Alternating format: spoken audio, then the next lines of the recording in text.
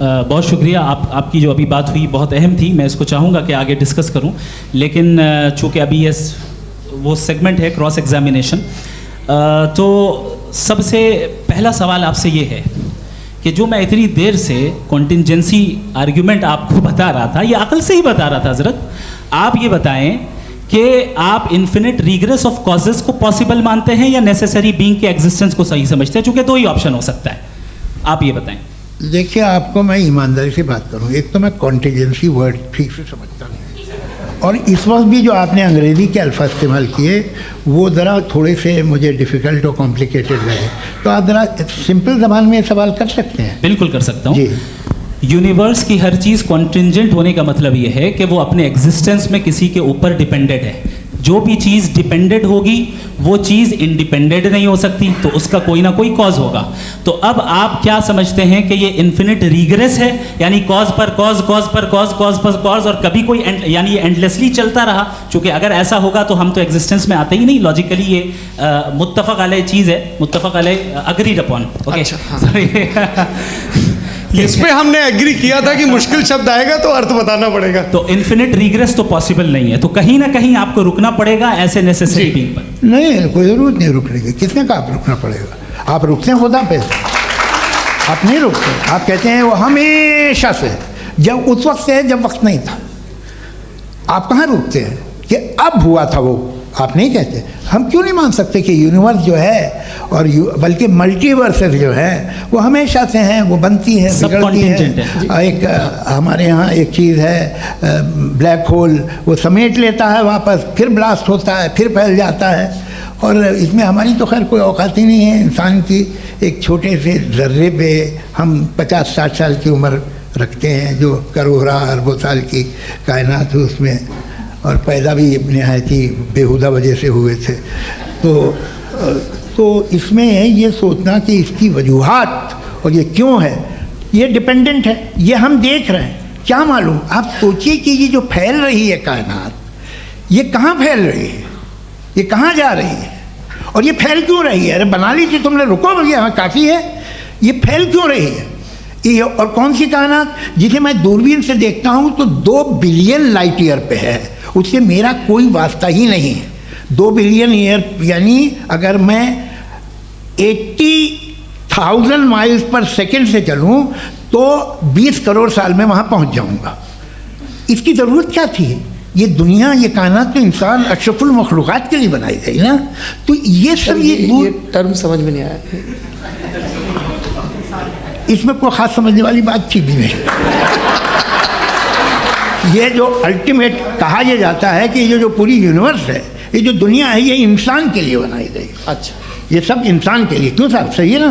बिल्कुल, लेकिन इसका ये मतलब नहीं कि किसी चीज़ के पीछे रीज़न आपको नहीं पता तो रीज़न नहीं है, इसे कहते हैं नहीं, मुझे नहीं पता, लेकिन मेरी जिम्मेदारी नहीं है। वो बिल्कुल सही कहा था उसने, बर्टन रसल ने। आपने उसे मजाक में टाल दिया कि भाई आप एक दावा कर रहे हैं, मैं क्यों कहूँ कि ये गलत है दावा? आप प्रूफ कीजिए, मेरे पे जिम्मेदारी ही नहीं है, मैंने थोड़ी कहा है। आप प्रूफ कीजिए कि ये सही है। आप आर्ग्यूमेंट ऑफ कॉन्टिंजेंसी का जवाब ही नहीं दे रहे हैं। पूछना चाहेंगे? आप सवाल पूछना चाहेंगे मुफ्ती साहब से? क्योंकि ये क्रॉस एग्जामिनेशन का दौर है। आप जैसे पहले बोल रहे थे फेथ को लेके कुछ, मैं ये पूछना चाहूँगा कि खुदा ने जो भी रेवलेशन किए हैं, एक मज़हब के नहीं बहुत से मज़हबों में किए हैं, अलग अलग रेवलेशन है। कहीं कुछ एक बातें हैं, कॉन्ट्रडिक्शन भी है आपस में, कहीं कुछ आप कर सकते हैं, कहीं कुछ नहीं कर सकते। ऐसा नहीं है कि सबकी कोड ऑफ मॉरल एक है। तो ये किस्सा क्या है? अब आप ये देखिए कि मुझे कभी कभी लगता है कि ये जो फुटबॉल फाइनल होता है, लाखों लोग होते हैं, फिर वो टीवी कवर करती, करोड़ों लोग, अगर उसमें खुदा की एक बूमिंग आवाज़ आ जाती, मैं गॉड हूँ, तो सारे लोग अभी सुन लेते और टीवी पे भी सुन लेते, किस्सा ख़त्म होता। ये इतनी राजदारी क्या है कि तुम सामने कुछ तो सबूत दे दो हमें सॉलिड। ये कह साहब ये यूनिवर्स कैसे बनी, इससे मसला क्या हल होगा? मैं पूछूंगा आपसे खुदा कैसे बना? क्यों नहीं पूछूंगा कैसे बना? बल्कि वो तो कायनात से कहीं ज़्यादा इंटेलिजेंट है, कायनात से कहीं ज़्यादा कॉम्प्लेक्स। जी वो हमेशा से है। अरे आप कहेंगे मैं मान लूँगा। अच्छा, दोयम वो कादिर मुतलक, यानी कादिर मुतलक का मतलब ओमनीपोटेंट, Okay. वो जो चाहे कर सकता है, आपको नौकरी दिलवा सकता है, आपकी अच्छी जगह शादी करवा सकता है, आपके पड़ोसी का मुकदमा हरवा सकता है, आपको जिता सकता है, सब काम करता है। थोड़ा सा माइक क्लोज जी। वो इस दुनिया को चला कैसे रहा है, ये दुनिया कैसे चल रही है, आपको इस पर हैरत नहीं होती? या क़यामत के बाद कभी एक जस्टिस होगा, जब ये बच्चा मर चुका होगा जिसकी धज्जियाँ उड़ गई बम से, इसको इंसाफ मिलेगा सब। अच्छा, अब जवाब दूं? हाँ दीजिए। मैं वही सीधे आप ही की तरफ आता हूं। सबसे पहले आपने रेवलेशन और स्क्रिप्चर्स की बात की, इस पे मैं बात कर सकता हूँ लेकिन आज नहीं करूँगा चूँकि वक्त कम है, कभी और इस पे डिस्कस करेंगे। मैं तैयार हूँ उस पे भी बात करने के लिए। ये अभी से राउंड 2 की भूमिका तय हो रही है। Does God exist round 2? जी, चूँकि आज गॉड के एग्जिस्टेंस पे बात है तो मैं उसी के रिलेटेड जो है आपके सवालात को एंटरटेन भी करूँगा और मैं भी पूछूंगा। आपने कहा कि आपने साबित ही नहीं किया, जबकि आर्ग्यूमेंट ऑफ कॉन्टिजेंसी बुनियादी आर्ग्यूमेंट है। आप मुझे कॉन्टिजेंसी का मतलब बताइए, आपका मतलब क्या कॉन्टिजेंसी? कॉन्टिजेंसी का मतलब ये हुआ कि हर वो वजूद जो किसी भी चीज़ का पाबंद है, हर वो वजूद या हर वो चीज़ जो अपने एग्जिस्टेंस में किसी भी चीज़ के पाबंद है और उससे बाउंड है, उसको उसकी ज़रूरत है, उस पर डिपेंड करती है, तो जाहिर सी बात है कि उसका कोई ना कोई कॉज होता है। ये तो अक्ल की बात है, ये आप रीजनिंग की बात करते हैं, मैं वही कर रहा हूँ। दूसरी चीज़ आपने ये बात कही कि इतने बिलियन लाइट ईयर्स दूर है, उसका मेरा क्या लेना देना। फिर मेरे ख्याल से आपको ये नहीं कहना चाहिए I think therefore I am an atheist. आपको सोचना चाहिए, सिर्फ आप एक लिमिटेड दायरे में रहकर नहीं सोचें बल्कि बाहर निकल कर सोचें। आपने तीसरा सवाल किया, आपने 2-3 सवाल एक साथ। ऐसी बातें ना कीजिए, कुत्तों को इतराज़ हो जाएगा आप पे कि आप कुछ भी सोचिए, ये इजाज़त आपको है नहीं, मुझे है।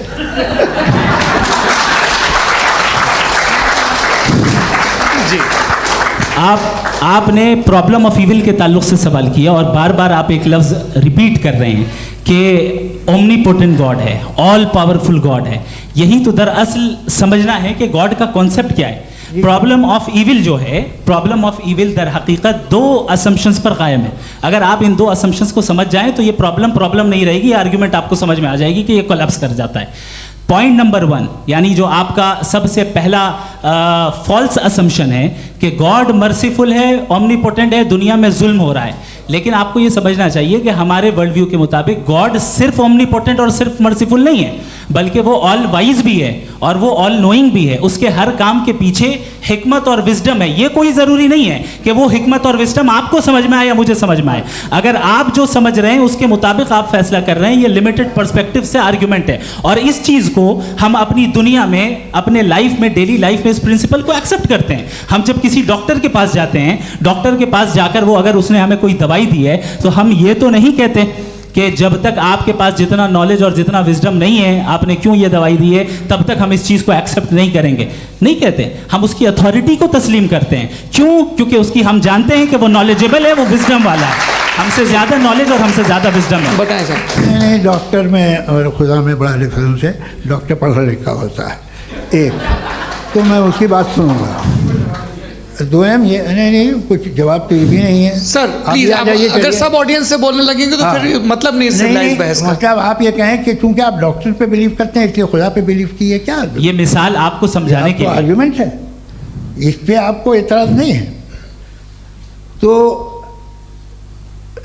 सिंपल बात ये है कि मैं अगर ये यकीन कर रहा हूँ कि एक ओमनीपोटेंट, उसकी मसलहत है, ये जो बच्चे मर रहे हैं ये मसलहत है उसकी, मुझे नहीं चाहिए थी मसलहत। उसकी मसलहत नहीं, यही तो समझना है, मतलब एक्सपीरियंस। अच्छा, इस आपने अभी मेरी बात पूरी सुनी नहीं। मैंने कहा आपका पूरा आर्ग्यूमेंट 2 फॉल्स असम्पशंस पर है। एक फॉल्स असम्पशन मैंने बता दिया, दूसरा फॉल्स असम्पशन ये है कि इस दुनिया में इविल के होने का कोई गुड रीजन नहीं है, जबकि हमारे पास बाज़ रीजंस मौजूद हैं, हमारे पास बाज़ वजूहात मौजूद हैं। अगर इस दुनिया में इविल ना हो तो आप गुड को डिफाइन कैसे करेंगे? अगर जुल्म ना हो आप इंसाफ को समझेंगे कैसे? अगर तारीकी ना हो तो आप लाइट को समझेंगे कैसे? बहुत अच्छे। अभी और सुन लें, अभी और बाकी है। ये तो बात बहुत पसंद आई साहब मुझे कि जब तक रेप ना हो तब तक औरतों की इज्जत का ख्याल आपने मेरा जवाब पूरा सुना ही नहीं। जब तक के बच्चों का कत्ल ना किया जाए तब तक आपको बच्चों की मासूमियत की इज्जत। आपने पूरा जवाब सुना ही नहीं। क्या बात है, क्या आपने नुक्ता निकाला हुआ? आपने पूरा जवाब सुना ही नहीं। आप सुन लें, मेरी बात सुन लें। ये मैंने आपको एक चीज़ बताई। दूसरी चीज़, इस दुनिया में हम आए हैं टेस्ट के लिए, हमारा टेस्ट हो रहा है और हर इंसान का अलग अलग अंदाज में टेस्ट होता है। और इस दुनिया में अगर ईविल मौजूद है तो वो ईविल जरिया है हमारे अंदर ह्यूमन नोबल क्वालिटीज़ को डेवलप करने का और अलग अलग फील्ड में प्रोग्रेस करने का। और अगर हमारे अंदर और इस दुनिया में ईविल नहीं होता तो बताइए टेस्ट का मतलब क्या होता? अगर मैं अपने स्टूडेंट को MCQs दूं और उसमें सिर्फ राइट आंसर लिख कर दे दूं और कहूं तुम्हारा टेस्ट हो गया, ये मीनिंगलेस है। इस दुनिया में अगर हम टेस्ट के लिए आए हैं तो जाहिर है गुड एंड ईविल दोनों मौजूद है। तो अगर गुड एंड ईविल दोनों मौजूद है तो ये ईविल भी खुदा का बनाया हुआ है? जी हाँ, खुदा का बनाया हुआ है। लेकिन अच्छा, चलो अच्छी बात। जी बिल्कुल, तो बिल्कुल खुदा ने बनाया। अभी तो ये है कि जो मेजॉरिटी है दुनिया में वो ईविल है, तो ये खुदा एक्चुअली ईविल के साइड पे लग रहा है मुझे। बिल्कुल भी नहीं, मैं बता मेजॉरिटी में तो वो है। क्या बात कर रहे हैं भाई आप? मैं बहुत कोई भी जो मुंसिफ होगा, चाहे आपका अपना घर हो जिसके आप सबसे बड़े हैं, चाहे आपकी ऑर्गेनाइजेशन हो जो आप चलाते हैं, वहाँ पर आप ईविल रखेंगे साबित करने को कि बाकी लोग शरीफ हैं? मेरी बात सुनिए। क्या ये आर्ग्यूमेंट ही गलत है? अगर कि जब तक के कोई ईविल नहीं होगा तब तक के शरीफ आदमी शरीफ नहीं लगेगा। अगर एग्जामिनर गलत ऑप्शन दे रहा है तो एग्जामिनर ईविल नहीं हो गया, जो गलत ऑप्शन को सेलेक्ट कर रहा है वो फेल होगा। क्रिएटर ने ईविल को बनाया है लेकिन वो ईविल नहीं है। अच्छा सुनिए मेरी बात, हाँ। Let me complete sir. जी जी। क्रिएटर ने ईविल को बनाया है टेस्ट के लिए, वो ईविल नहीं है। ईविल वो होगा जो उसे इख्तियार करेगा। छुरी को बनाने वाला गलत नहीं होता है, छुरी का गलत इस्तेमाल करने वाला गलत होता है। रेप को कैसे गलत इस्तेमाल करते हैं? रेप इंसान के फ्री विल का नतीजा है। ये रेप कैसे गलत इस्तेमाल होता है? ये मुझे अब सुन लें, अब सुन लें। गलत इस्तेमाल होता है। हाँ मैं बता रहा हूँ ना, कैसे गलत इस्तेमाल? मैं बता रहा हूँ जी। कि जो ईविल इस दुनिया में मौजूद है उसके कई सारे तरीके हैं। एक तरीका इंसान का अपना फ्री विल है। अब अगर कोई रेपिस्ट रेप कर रहा है तो इसका गॉड का कसूर नहीं है, वो अपने फ्री विल का गलत इस्तेमाल कर रहा है, उसको सजा मिलनी चाहिए। अच्छा। और उसी के लिए जहन्नम बनाई गई है। ये फ्री विल का भी बड़ा चक्कर। आप जब कोई बुरा काम करते हैं या कोई बुराई होती है तो ये कहा जाता है कि ये फ्री विल है। 7 billion free wills are moving on this planet. 7 billion free will. और एक आदमी अपनी फ्री विल से मुझे कत्ल कर दे तो मैं खुदा की मर्जी से मरा हूँ कि इसकी फ्री विल की वजह से? मेरी मौत खुदा के हाथ है या ये फ्री विल वाले के हाथ है? खुदा ने फ्री विल का निज़ाम बनाया है और उस निज़ाम का गलत इस्तेमाल करके कोई आपको मार रहा है, इस्तेमाल करके मेरा कत्ल कर देता है। अब मेरी मौत का जिम्मेदार कौन है? वो इंसान जिम्मेदार है। वो इंसान। जी। तो ये कहना कि और उसको सजा मिलेगी। तो अब आप आगे चलिए कि ये तय करना कि अल्लाह ही या अल्लाह ने खुदा ही जिंदगी देता है, खुदा ही मौत देता है, ये गलत है। बिल्कुल गलत नहीं है। हाँ, नहीं निज़ाम उसी ने बनाया फ्री विल का। निज़ाम मौत और हयात का उसी ने बनाया। You are contradicting yourself. अभी आपने कहा कि एक आदमी ने फ्री विल से आपको मार दिया, इसमें उसे फ्री विल दी गई थी, उसने गलत इस्तेमाल किया। 7 billion free wills are moving on this planet और आप चाह रहे हैं कि मैं सिर्फ खुदा का ध्यान करूं। ये 7 बिलियन फ्री विल्स को मुझे लुक आफ्टर करना पड़ेगा कि नहीं? ये तो तबाहियां कर रही हैं और तबाहियां ज़्यादा हो रही हैं। बिल्कुल। तो अगर आप बताएं अगर खुदा नहीं है फॉर एग्जाम्पल, हाँ। तो आप ईविल को कैसे डिसाइड करेंगे? यानी how can you define evil objectively without God? Evil को डिफाइन करिए। देखिए, दुनिया में 2 तरह के जानवर हैं। एक जो अकेले रहते हैं जंगल में और एक जो ग्रुप्स में रहते हैं। ग्रुप में जो भी रहेगा, चाहे वो आपका फाउंडेशन हो, चाहे कोई क्लब हो, चाहे कोई पॉलिटिकल पार्टी हो, चाहे कोई यूनिट हो, उसमें आपको इंटरैक्ट करने के रूल बनाने पड़ेंगे। यानी लोग तय करेंगे। लोग तय करेंगे। अगर लोगों ने ये तय किया कि किसी का रेप करना सही है, आप जस्टिफाई करेंगे? नहीं, आपका फाउंडेशन तो ये हो गया ना कि लोग ईविल डिसाइड करेंगे। नहीं,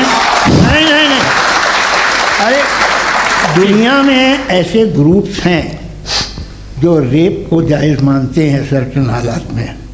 मैं डिटेल में नहीं जानूंगा, आप भी जानते हैं।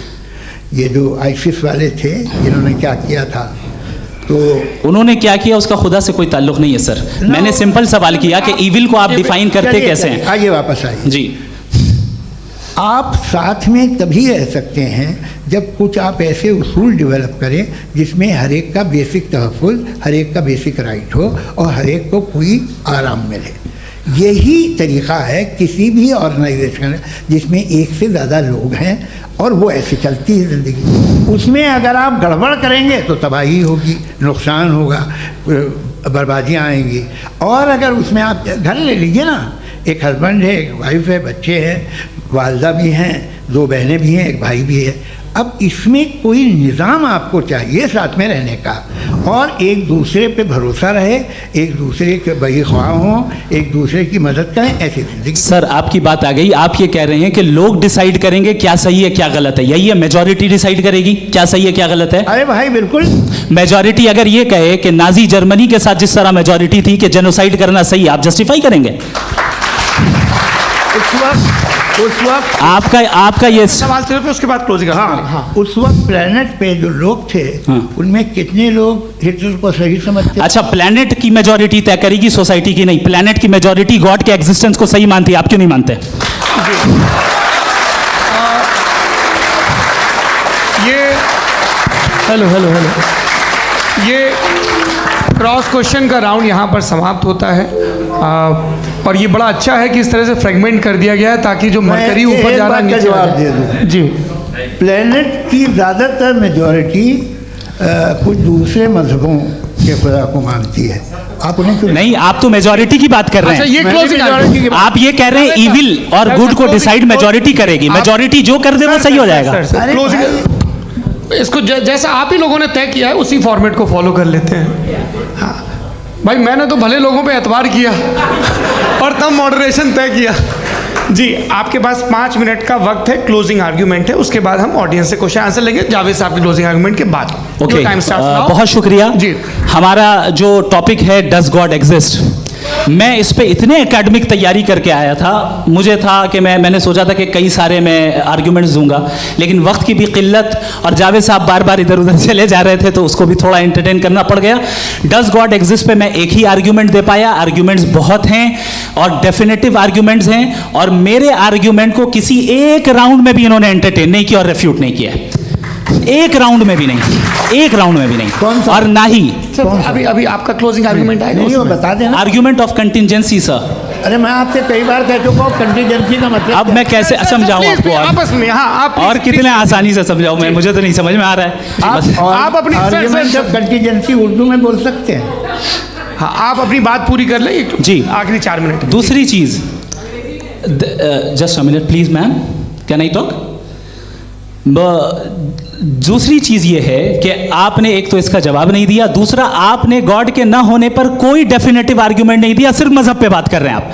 मजहब तो आज हमारा टॉपिक ही नहीं था, आज तो हमारा टॉपिक हो, आप मजहब से ले लेकर आईएस तक चले गए। भाई हमारा क्या ताल्लुक है उससे? We condemn them. और उसका गॉड से क्या ताल्लुक है? अगर कोई गलत काम कर रहा है, किसी ने किसी को कत्ल किया, किसी ने किसी का रेप किया, उसको सजा मिलनी चाहिए। और आपके पास कोई भी rational strong foundation of morality नहीं है। आपने कहा कि मेजॉरिटी तय करेगी सोसाइटी की, वो सही होगा। मैंने कहा हिटलर को फिर आप सही कहेंगे, नहीं, प्लैनेट की सोसाइटी की मेजॉरिटी तय करेगी। तो प्लैनेट की मेजॉरिटी गॉड के एग्जिस्टेंस को मानती है, आप कह रहे हैं ये रिलीजियस है। तो यानी आपके पास कोई स्ट्रॉन्ग फाउंडेशन नहीं है ऑब्जेक्टिव मोरालिटी का। ऑब्जेक्टिव मोरालिटी का अगर कोई फाउंडेशन है तो वो सिर्फ गॉड है। थैंक यू जी। ये मुफ्ती शमाइल नदवी साहब का क्लोजिंग आर्ग्यूमेंट था। अब हमारे पास जी, मैं जी ये बड़ा अच्छा है कि दोनों लोगों को मॉडरेटर से शिकायत भी और बोल रहे भाई हमारी शाबाशी भी तो करते चलो। अब मेरी बात जी, आपके पास जावेद अख्तर साहब 5 मिनट का वक्त है, ये आपका क्लोजिंग आर्ग्यूमेंट है, टाइम रीसेट कर दें जी। देखिए, बहुत सारी बातें हैं। गॉड का डेफिनेशन दुनिया के किसी भी रिलीजन में है कि वो ओमनीपोटेंट है, ओमनीप्रेजेंट है, he is just, he is kind, he loves you and so on. मैं जब दुनिया देखता हूँ तो मुझे कोई ऐसा सुप्रीम पावर यहाँ दिखाई नहीं देती है जो इंसान की बहबूदी के लिए कुछ कर रही हो, कमज़ोर को बचा रही हो, मदद कर रही हो, जालिम को पीछे हटा रही हो। मैं नहीं देखा, तारीख़ में नहीं। एक तो अगर है और ये देख रहा है तमाशा, तो उसका होना न होना बराबर है। दोयम ये कि ये जो है, जब आप ये कहते हैं कि कायनात जिसकी कंटीजेंसी ये है, मैं देखिए वो लफ्ज़ इस्तेमाल किया मैं, तो ये कैसे हो सकती है भाई? और फौरन आप सरेंडर कर देते हैं कि जाहिर है कि इसका बनाने वाला तो इससे 10,000 गुना ज़्यादा कॉम्प्लिकेटेड होगा, उस पर आपके होने पे कोई इतराज़ नहीं है। उसे वो टाइमलेस है, वो पहले से था, टाइम तो बहुत बाद में आया, ये सब आप मानने को तैयार है, जिसका आपके पास कोई सबूत नहीं, आपके पास कोई रीज़न नहीं है। आपकी तारीख क्या है मज़हबों की, बिलीफ की, जो खुदाओं का बिलीफ है, ये कॉन्स्टेंटली गलत साबित होता रहा है। मतलब आप कहें कि अरिस्टोटल के ज़माने में तो सब जाहिल थे, वो भी इतने ही यकीन से खुदा पे यकीन रखते थे, जो अब नहीं रहा, ये भी नहीं रहेगा, आप लिख लीजिए। और इसके आसार आपको दुनिया में दिखाई देना शुरू हो चुके हैं। ये बहस क्या आज से 100 साल पहले इस तरह हो सकती थी, यहाँ तक तो आपको हम ले आए हैं। तो सर अरे इनको मदद की ज़रूरत नहीं भाई, ये सेल्फ सफिशिएंट आदमी है, आप क्यों इनकी मदद कर रहे हैं? Sir please. तो ये जो है तमाम बातें अपनी जगह हैं, ये एक पैकेज है। आप अकेले, कोई आदमी ऐसा नहीं जो सिर्फ गॉड को मानता हो, उसके साथ बहुत पैराफर्नेलिया आता है, अलग अलग पैराफर्नेलिया आते हैं। They have always created chaos in the society. मैं तो आपको सीधा ऑफर देता हूँ कि दुनिया में 10 इम्पॉर्टेंट बिलीव्स है, आप एक मानते हैं, 9 नहीं मानते, 9 में आप एथियस्ट हैं, 9 को आप बिल्कुल रीजनेबली मेरी तरह देखते हैं। तो 90 मजहबी आदमी भी 90% एथियस्ट है, वो दूसरे खुदा नहीं मानता, एक खुदा मानता है अपना वाला, बाकियों को कहता है गलत है। अगर आप मानना ही बंद कर दें तो आपका 10% चांस है कि आप सही हैं और 90% चांस है कि आप गलत हैं। मेरा मशवरा है, आप मानना छोड़ दिए तो 50% चांस होगा कि आप सही हैं और 50% चांस होगा, 40% आप गेन करेंगे बाय बिकमिंग एन एथियस्ट।